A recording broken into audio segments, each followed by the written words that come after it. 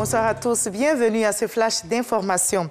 La présidente du CNDH devant les sénateurs Ayam Sokro Namizata Sangaré expose sur la situation des droits de l'homme et tire la sonnette d'alarme dans certaines régions, notamment le Poro, la Nyembi-Tiassa et le Bunkani.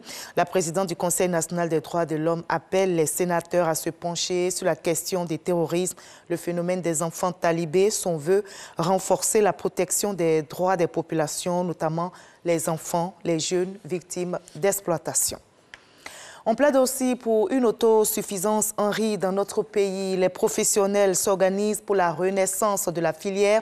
Le riz est un aliment de grande consommation en Côte d'Ivoire, mais le pays peine à couvrir ses besoins.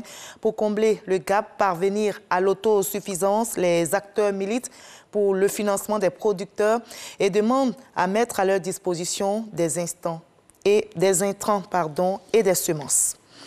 Et on n'oublie pas de se resserrer donc les coudes sur le front sanitaire pour venir à bout du coronavirus. La lutte s'intensifie dans notre pays avec la campagne de vaccination qui se poursuit. Les agents de la RTI donnent l'exemple en se faisant vacciner. Ceux de Boaké, de Mans ont rejoint leurs collègues ici à Abidjan afin de recevoir leur dose de vaccin contre le coronavirus. Walter Amadou Ouattara.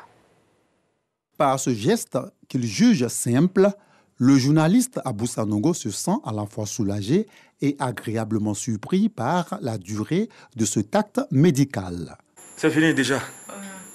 J'ai eu peur pour rien. Je suis content. Je viens de poser l'acte citoyen qui me permet donc de sauver ma vie et sauver celle des autres. Quand on voyage, on est appelé vraiment à remplir certaines conditions. Dans les frontières, comme à l'aéroport, et quand on demande aux uns et aux autres, est-ce que vous êtes fait vacciner, c'est gênant. Ça fait mal de savoir qu'on est refoulé parfois parce qu'on n'a pas pu faire ce petit geste-là, la vaccination. Cette séance de vaccination contre la COVID-19 est conduite par une équipe de l'Institut national d'hygiène publique. Elle se tient à la maison de la télévision ivoirienne à Cocody. Les agents de la RTI Cocody et Plateau, mais aussi ceux de la station régionale de Boaké, ainsi que l'ensemble des correspondants régionaux se font vacciner avec plaisir, accompagnés pour certains de membres de leurs familles respectives.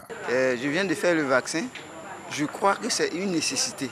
D'autant plus que nous travaillons dans une société publique.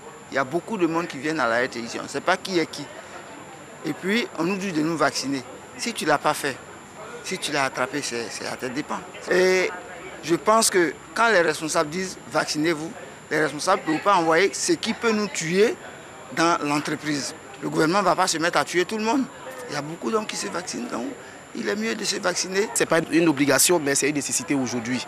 Parce qu'en faisant le vaccin, vous protégez et vous protégez votre famille et tous ceux qui sont autour de vous. Donc j'invite tous les journalistes d'abord à faire le vaccin.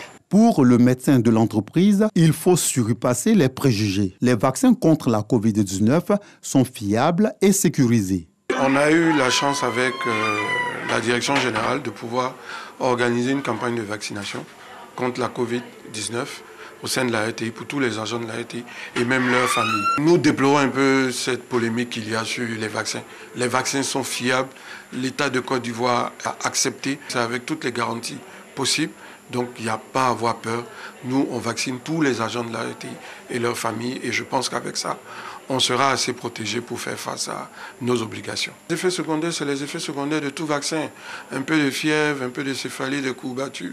Ça se gère avec du paracétamol, il n'y a pas de souci. En Côte d'Ivoire, la vaccination contre la COVID-19 est volontaire et gratuite.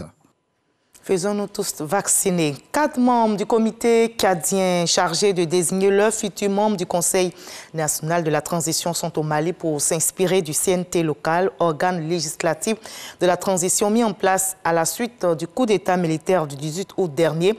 La délégation cadienne a rencontré des membres du CNT malien ainsi que le président Assimi Goïta. La délégation cadienne doit quitter Bamako jeudi. Une autre équipe se rendra prochainement au Soudan pour tirer d'autres enseignements d'un autre modèle de transition. Un an après l'explosion du port de Beyrouth et alors que le pays est plongé dans une crise politique et économique, Emmanuel Macron a ouvert la 3e conférence internationale d'aide d'urgence à la population libanaise. Cette visioconférence qui rassemble l'ONU et 40 pays a pour objectif de récolter plus de 350 millions de dollars. Le président français a annoncé pour la France une aide de 100 millions d'euros et l'envoi de 500 000 doses de vaccins aux Libanais. Les États-Unis, de leur côté, ont aussi annoncé une aide d'environ 100 millions de dollars pour le Liban. Les talibans revendiquent l'attentat suicide qui a visé hier le ministre afghan de la Défense à Kaboul, faisant au moins 4 morts et 20 blessés. Ils ont également menacé de mener de nouvelles attaques contre de hauts responsables gouvernementaux. Durant près de 3 heures, les forces spéciales afghanes ont tenté de déloger les attaquants qui ont réussi à pénétrer dans les maisons du ministre et du parlementaire. Le ministre de la Défense est indemne selon les autorités afghanes. Voilà, fin de ce Flash Info. La suite, c'est l'info régionale pour voir toutes les nouvelles de nos régions ici en Côte d'Ivoire. Et je vous retrouve avec plaisir à 20h pour la grande édition. Allez, à tout à l'heure.